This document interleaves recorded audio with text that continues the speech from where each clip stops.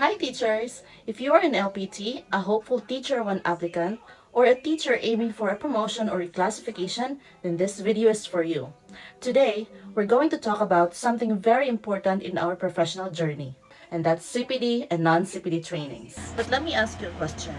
Are you preparing your documents, attending trainings, praying na sana makapasok for the RQA this time? Because honestly, that's my goal too, to reach the registry of qualified applicants. That's why, in this vlog, I want to share something that I believe can help us strengthen our application, especially in terms of the training criteria. So stay with me because I have something to suggest that might help us on our journey.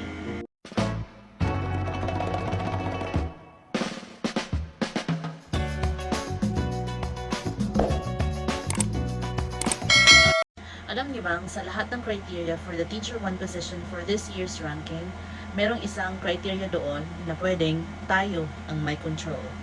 And that's training. Now, if you're looking for a training center na nag-o-offer ng trainings for ranking or classification for DepEd, then I have something that I can suggest. And that's EdTech Teacher Training Center. Now, last 2024, meron akong training sa kanila. Nag-avail ako ng training for computer upskills training. This time, I also have another training with them. I've posted a video on TikTok about the trainings na nakuha ko with EdTech Teacher Training Center last 2024, and simula nun meron nang nagme-message sa akin tungkol sa training. So now, in this video, we'll talk about the trainings from EdTech na ino-offer nila na with CPD units and meron ding non-CPD units for ranking and reclassification. And I'll also talk about how you can use the training certificates for the DepEd ranking and what are the activities that you have to undergo with them during the training. And I'll also give you some insights on what will happen during the training and how you can get the training certificates. So make sure to watch until the end para mas malinaw para sa inyo kung alin ang mas bagay either with CPD or non-CPD units na training.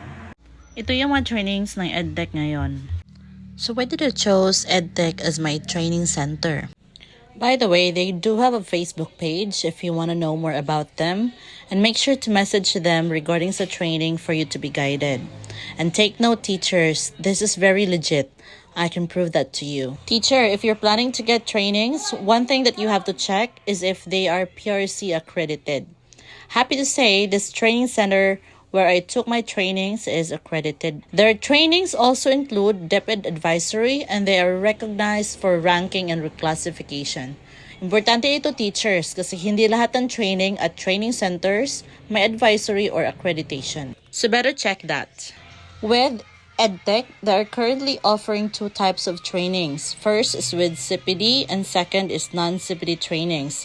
So if you gusto mo yung my CPD units, they do have a Valentine CPD promo. If you avail this, you'll get 18 CPD units total, 48 training hours credit for ranking reclassification, and it is conducted via Zoom.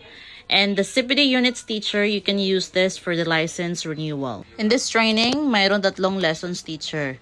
Marami ka talaga makukuhang learnings dito, promise. Now, kung ang goal mo ay DepEd ranking points lamang, meron din silang non-CPD training teachers. Dito teachers, may 80 training hours ka, perfect for ranking and reclassification, self-paced ang klase via Google Classroom, and applicable for T1 applicants and promotion.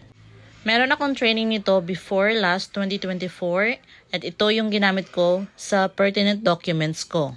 So sa last ranking teachers, nakuha ako ng perfect 10 points because meron akong total of 96 hours training with EdTech.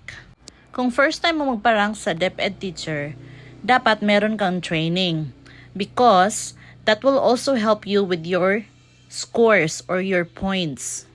Why? Because mostly sa mga first-timer, kagaya ko, wala akong teaching experience. So, dapat bumawi ka sa training. Ito lang ang criteria na meron tayong control. Because the rest, education, rating, TRF, at demo, depende yan sa magiging performance mo. For the education teacher, kung wala kang masteral, wala kang points. Kaya dapat ka talagang bumawi at least man lang sa training. So itong training na to teacher, perfect to sa ranking because if you have total of 80 hours, makaka-perfect 10 ka sa training criteria. Itong non-CPD training teacher, ito ay self-paced, meaning hawak mo ang oras mo. Now, EdTech will provide you or will give you 30 days to finish the course via Google Classroom. So for this training teacher, ito ay non-CPD, meaning wala itong CPD units for PRC renewal. Pero, may training hours ka na pwede i-present for ranking. You might be wondering, ano ba ang dapat mong piliin para sa training? Kung ang goal mo ay for PRC renewal, then you have to choose the CPD training. But if ang ranking points lang ang kailangan, then the non-CPD is okay. However, if you want both, then go for CPD teacher. So ito yung mga proseso teacher to get this training. First is to register, second is to secure the payment, third is for the outputs, and fourth is to get your certificates. What I really like about EdTech is their trainings are very affordable at marami kang makukuhang learnings. So after choosing the training you want to avail, whether CPD or non-CPD, so you have to go first with the registration. For the registration teacher, here is the link for the non-CPD training. You have to make sure that all details are correct, especially your name. This will be the official name na ilalagay sa certificate. You also have to make sure the email address, the phone number, and so on. So after registration, you can proceed to payment. EdTech will provide the official payment methods and instructions kung saan isasend ang payment teacher. Now, very important, follow the exact payment instruction and keep a copy or screenshot of your proof of payment. Once your payment is confirmed, you will be added to the official group chat. Now, when you enter the group chat, please read all pinned messages from EdTech and also follow the instructions carefully. Most of the important announcements and updates will be posted there. For the non-CPD training, since this training is self-paced, EdTech will provide the Google Classroom link. And on the group chat, there is a class code and a link for the Google. You have to click the link and join the class by using the class code. Now, if your preferred section is already full, you simply choose another available section. Now, once enrolled, you will officially enter the Google Classroom of the non-CPD training. Teachers, inside the Google Classroom, you will find recorded sessions, learning materials, activities, and assignments. Since this is self-paced, you can watch the recordings anytime. And you can also accomplish activities at your own pace. So from here, you have to make sure that you submit all required outputs. You click Turn In after completing each assignment. Now, this is very important because your certificate will depend on your completed submissions. After turning in all assignments, send a message to EDTC staff for checking of your outputs. Now, once verified and completed, your certificate then will be processed. Dito sa Step 4 teachers, EdTech will announce or notify us once our certificates are ready. Then EdTech will provide us e-certificates or digital certificates so we can use that for the DepEd ranking. For the hard copies teachers, you may request one if needed, but this is optional only. The e-certificates will do. Let me show you how you can get the CPD training teachers.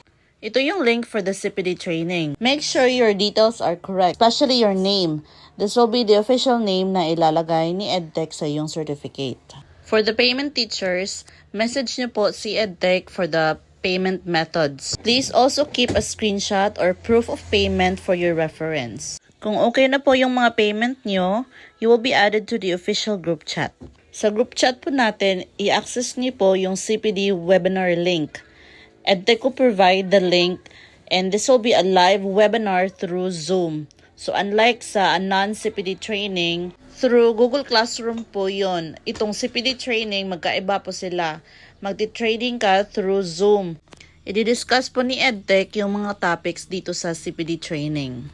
During or before the webinar teachers, you will be asked to fill out the attendance form or the pre-test. So, enter mo pa din yung exact name mo na gusto mong mag-appear sa certificate. Pagkatapos po ng webinar, you will answer the post-test and evaluation form. So some post-test questions, teachers, are related to the webinar recordings. So make sure na nakikinig kayo. However, if hindi kayo naka-attend sa webinar, you will be given access to the recordings. So make sure you watch the recordings carefully and then review the topics and then complete the post-test and evaluation. That's the requirement for the certificate issuance. Ilan nga bang certificates ang makukuha natin? So sa CPD training teachers, you will get 3 CPD certificates. For the non-CPD training, you will get 1 certificate of training. Again po teachers, kung magre-renew ka ng PRC license at kailangan mo ng CPD units, so go for the CPD training because meron na siyang 18 CPD units na magagamit mo for renewal. Now, for the non-CPD training, kung ang goal mo lang ay for DepEd ranking points lamang, so you go with the non-CPD because perfect siya dahil may 80 training hours ka, so automatic may perfect 10 points ka na sa training criteria. Ito yung Google Classroom ng non-CPD training. Pwede ka pong manood ng mga recordings dito sa Google Classroom nyo. Tapos, sundan mo na lang yung mga instructions para sa mga assignments at pag-send ng mga outputs through Google Classroom lang din. As what I've mentioned during the live webinar through Zoom, iba po ang nangyayari dito. Hindi po siya Google Classroom, okay? So, it's through Zoom. So, basically, si EdTech magdi-discuss ng mga topics dito. Sa 3 sessions na yon, meron din yung recordings na pwede nyo ma-access through the official group chat. Maganda ito teachers kasi si EdTech, meron silang ituturo sa iyo ng mga digital tools, AI tools, like for example, ClassPoint na pwede mong i-connect sa PowerPoint para maging engaging and interactive ang klase mo. So marami kang matutunan dito actually. So sa second day ng training, iba naman yung tinuturo nila. Tapos yung post-test teachers, yung mga questions doon, nanggagaling lang din yun sa mga videos na pinapanood natin. Now don't worry if you're not able to attend the webinar because there is a recorded videos na binibigay si EdTech. Teachers, if you want to avail these trainings, you can click the links, the Google Form links na ina-attach ko dito to register for these trainings. Don't forget to message the official Facebook page of EdTech Teacher Training Center so that you'll be guided.